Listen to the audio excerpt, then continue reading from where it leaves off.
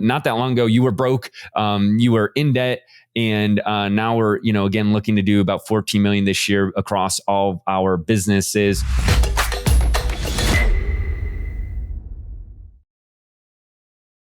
Hey, welcome back to the Amazing Freedom Amazon Seller Podcast. Going to be talking today how, Andy, you went from broke to a $14 million revenue generating business in a matter of years with the power of Amazon. That's what we talk about every single week. And I want to hear from you. First, I want to hear a little bit what's going on in the business. I think it's always good to catch up on what we're doing actually day to day. We don't just talk about selling on Amazon.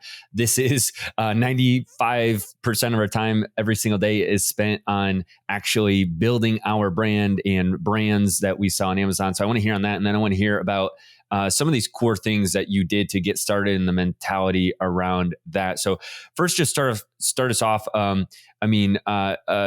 going on in the Amazon seller world for you? I feel like there's a lot of news coming out. Just recently, there's been kind of things are normalizing a little bit from a like shipping level. I know recently with us, maybe just speak to that, what you're seeing going on day to day. Yeah. So one of the mantras in our business, over the last year that we bring up almost on a daily basis is margin.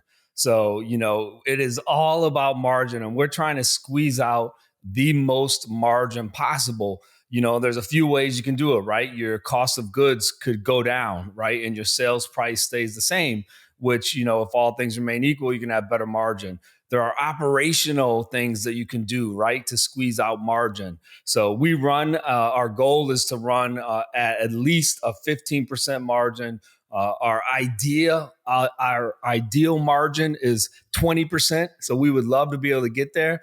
So what have we been doing over the last 2 or 3 weeks, 2 or 3 months to squeeze out more margin? Well, one of those things is the shipping costs, thankfully, are starting to go down. So at times last year, we were paying $20,000 to $25,000 per container. Prior to that, we were paying $4,000 to $5,000 per container. So that was just a huge hit, right? That really put pressure on our margin. Another thing that we've really so excited about working with our operations manager is gaining margin on inbound shipping to Amazon. So if you're an Amazon seller, you know that if you send in by UPS, every unit you have to pay a certain cost. Thankfully, Amazon has some amazing rates with UPS, so it's not like hyper expensive.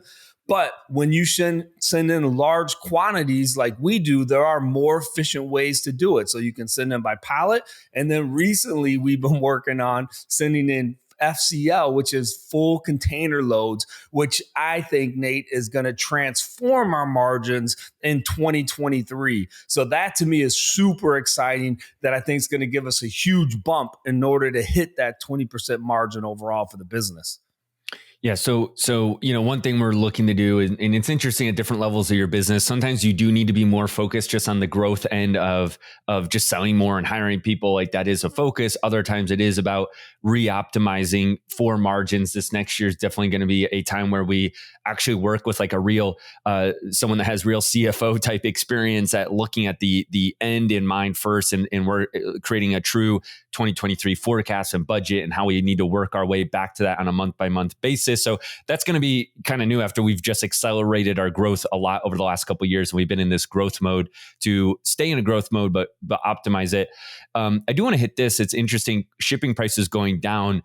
There's been this interesting phenomenon over the last couple of years where if you weren't already selling on Amazon, it definitely was a tricky decision to start selling on Amazon because I knew some people, they were like going to import their first product ever, and they were looking at a $20,000 container price. I mean, that's just very overwhelming because it's so risky, because what if, prices do come down?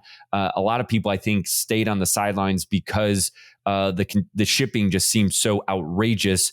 Now that it is going down, Andy, what would be your opinion on people who are like looking to enter the market for the first time again, or just, try to do a new private label product if they've been doing arbitrage or, looking to start selling Amazon? What's your opinion on doing a little bit of a 6-month forecast, I guess, over the next year? What do you see happening? Yeah. So as far as container prices, where do we see those going? That's one thing. I mean, you're talking with our suppliers actively and with our shipping companies. Yeah. What are you seeing there? And what would you say for a seller who is looking to import for the first time, I mean, is now the time to look at that? Is it more reasonable, the shipping prices at this point in your mind? Yeah, definitely. And the dollar is actually doing really well against the Chinese currency. So supplier pricing is probably the lowest that you're going to see it in over the last 2 to 3 years. Demand there has definitely subsided. COVID, we saw this huge bump, right, from the entire world coming to China saying we need more products, right? And so those China suppliers and companies were able to raise prices, and they probably hired a lot more employees, right, for the factories. Well, now those orders have dwindled because supply is decreasing, and those manufacturers, they want to continue that business at that level. So they're actually lowering their prices. We had a recent manufacturer, we didn't request it. They just sent out new pricing. And guess what? It wasn't an increase in pricing, it was a decrease in pricing. So that's actually very helpful and good, right? If folks like us are importing, manufacturing, and then if folks are thinking about manufacturing along with the lower shipping prices. So it's really a good environment, a good time to do it. It's also interesting. We don't think a lot about this on a day-to-day basis, but it's a little bit of an inflation indicator, right? Where all of 2022 we've been talking about inflation. We've been seeing it, right? Like literally at the gas pump at the stores.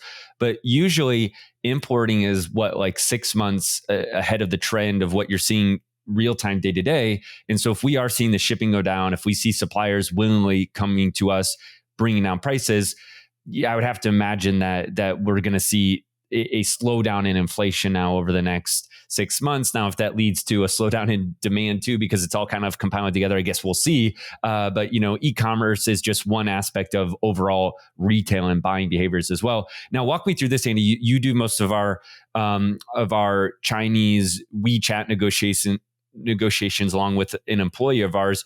I mean, what I know we talked about this a little, but what's your tactic of going to one manufacturer said they were going to lower prices, but what about our other manufacturers? And what would your recommendation be if someone wants to negotiate with the supplier on pricing right now? Yeah. So again, now's a great time to do it. What you really want to be able to do is provide value, right? As part of your negotiation. So that value might be with one of our suppliers. We can show him what our POs are going to be over the next 12 months. So we can say, hey, look, I'm going to let you behind the scenes. This is the amount we're planning to order $2 million worth of product from you over the next 12 months.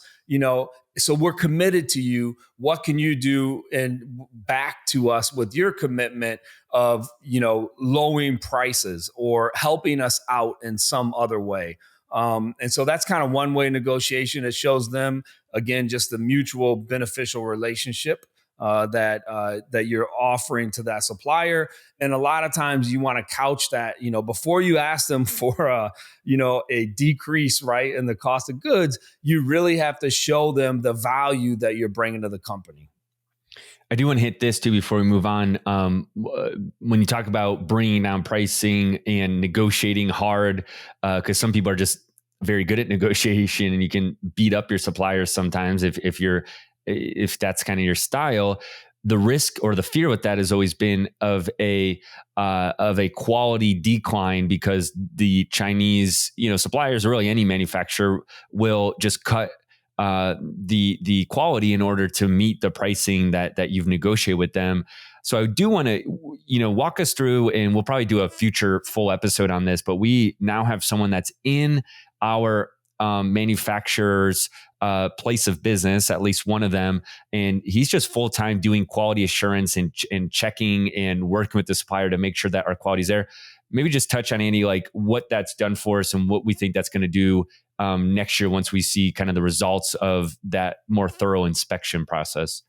Yeah, I think it's a natural progression as your business grows and as the amount of products that you order from manufacturers in China, it continues to increase.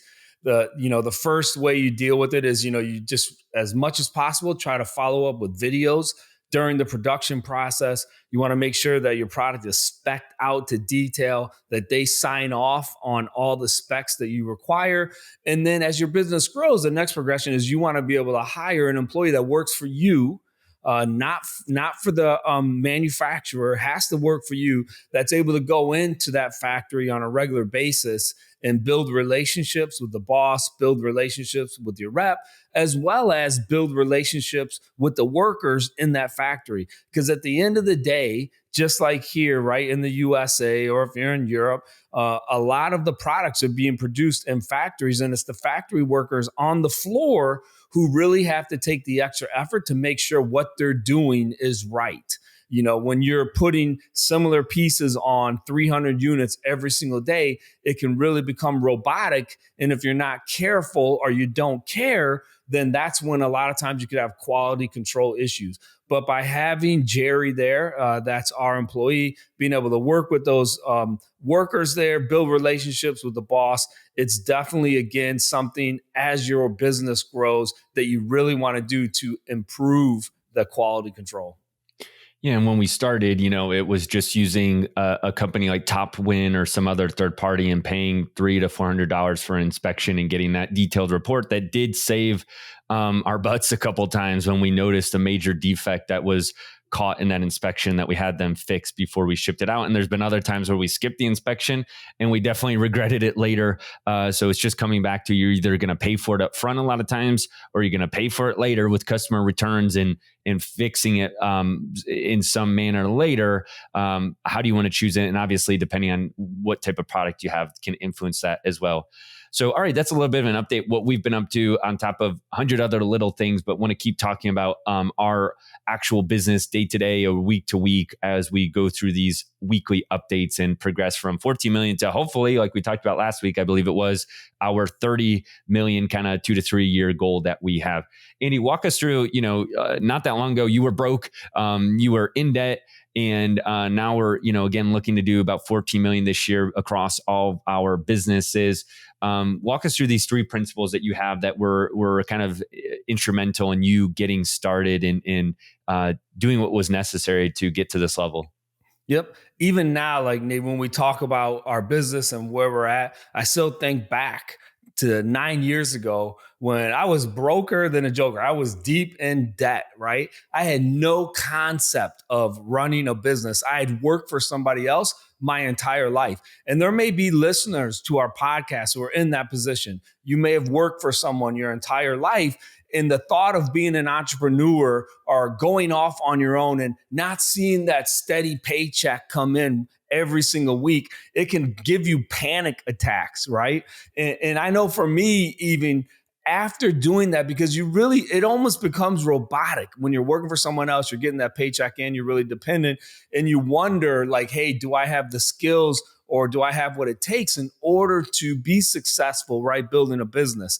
And now, like, looking right at what we've been thankfully so appreciative been able to build together. And then as we continue to grow to that 30 million, I think of three things that really kind of helped me lay the foundation as I went into full time. So the first one is self-education. Up until the time I started on Amazon, I had really stopped educating myself. I kind of relied again on the company. The only kind of education I was doing is what the company would provide, and it only pertained to the job that I was doing. I wasn't really reading any other kind of outside books or looking to see, hey, what other opportunities are out there that I might be able to bring in some income, right, that could supplement what I was already doing. My neighbor next door started telling me about selling on Amazon. She told me for 2 years. Finally, she handed me a book, right? She said, hey, look, I know you're going on vacation. Just take this book and read about this opportunity. Well, I took that book, and over vacation, I read the entire book. And after I read about Amazon and I saw kind of the big picture of where they were going, this was 2013 now. So, Amazon hadn't been around. It wasn't as big, obviously, as it is now. But I saw the opportunity and the limitless ceiling of being able to sell on Amazon, as opposed to just having like a physical store location. So if you have a physical store, you can only sell from that store. Well, I saw the ability to have Amazon and your product, in 100 different warehouses open 24/7, and it opened my eyes. So it was really the self-educating part. I read that book. I came back home, and within a week after reading that book, I opened up my Amazon account. So I think that's a huge thing. And if you hear, a lot of different motivational speakers, they'll talk about that, but I never really understood it until I activated it and put that into practice. Would you agree with that? Yeah. And what's interesting nowadays is with the advent of podcasts and YouTube and books, more traditional form of media, you can really, I think probably one of the reasons you didn't like education in the past is maybe you're just not as like super into reading. But I think, Andy, you like to watch like YouTube videos more. And obviously you can watch either just junk entertaining videos, which, have their place too, but, or, a video that is like super educational can be in that format. So, I mean, I'm just thankful that today, in today's day and age, I mean, you can get your form of education in so many different formats that there's really no excuse from that angle. It's just taking the time. And I think that's something that you pointed out, that, most people who are working a traditional 9 to 5 will spend their, if they do want to put some extra effort out, they might volunteer for some overtime hours, or say, hey, I'm investing for my retirement 20 years from now by putting some overtime in work. And, you might just want to question that and say, hey, instead of putting in that overtime right now at work, what if I invested in the 20 years by putting that time into starting this side hustle or educating myself in some valuable skill that is going to allow me to do something different? So I think that's just a mindset to take, where you're not just that you're looking at the opportunity vehicle of what you're earning and spending money on, and is it going to get you where you want to go? And some people are in a place of work or business where they do have a lot of entrepreneur type opportunities at part of that business. But so you have to recognize that as well. If you're part of a Silicon Valley startup, which is probably none of our listeners, it might look very different than someone who's at a really big Fortune 500, where they're not growing at all with their skills. They're just like doing literally the same thing every single day for 20 years. I feel like different companies have different level of self-education as well. So you just have to recognize that. And I think that's super important. Yeah, absolutely. So that was the first one. The second one, I think, that really motivated and, kind of cemented my decision was that Yoda has a famous phrase, right? Yoda from Star Wars says, there is no try, right? It's either do or do not.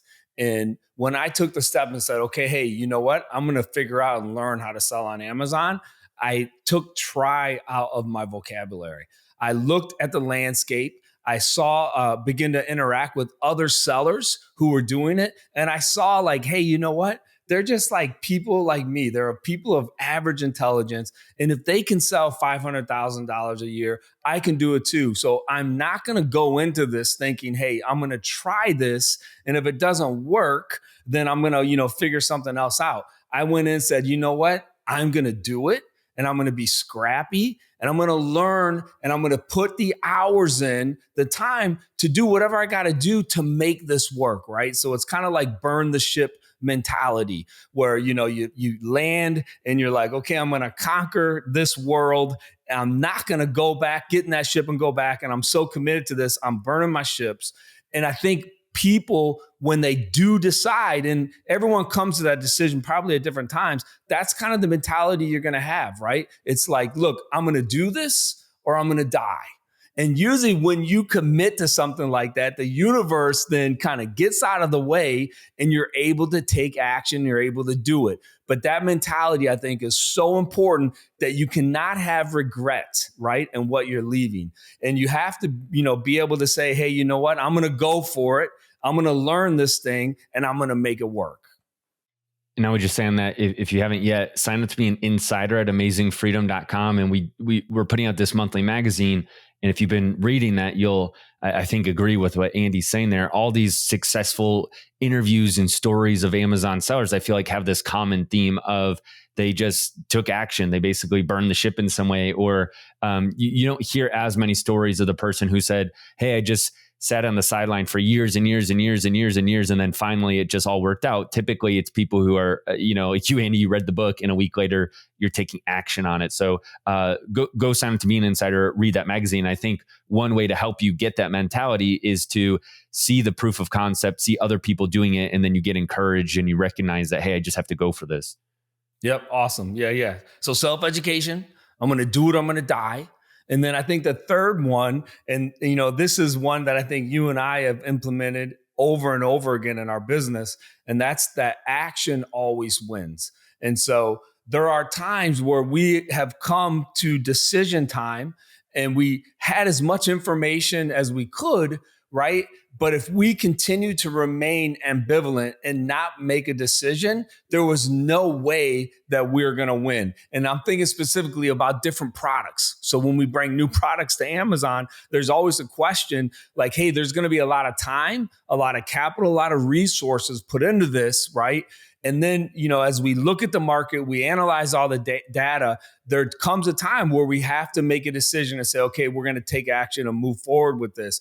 But if we continue to wallow in that inaction phase, then we do not win. And I think, thinking about our business, Nate, there have been a number of products where 2 or 3 years ago, we looked at them and we probably stayed in that inaction phase when really we should have said, hey, let's push forward. This may not be the best iteration of this product, but we really believe in this niche. We believe that it's, $1 million potential. So let's just get going what we have going. And then every shipment will get better iterations in. But instead, for whatever reason, we kind of put it on the back burner. And I think even some of those products we're coming back to now because we do have a better knowledge base and we're saying, okay, hey, look, let's take action on this. And so, the famous phrase, right, is fail forward. And I think that's what we've been able to do on a number of things when it comes to our business. And I don't want to speak to everybody, but in my own experience, I think one of the challenges there is you get so busy that it's easy to not take action because you're just kind of looking at too many things. And so I would encourage, if somebody's looking at selling on Amazon and selling, what's one of those like MLM, complete like Amway, or, I don't even know if that's around anymore, in looking at crypto, day trading and all these things, like sometimes you don't take action because you're just like always looking for that get, rich quick scheme that's out there. And you're just going to keep researching a bunch of other things. Like just pick one.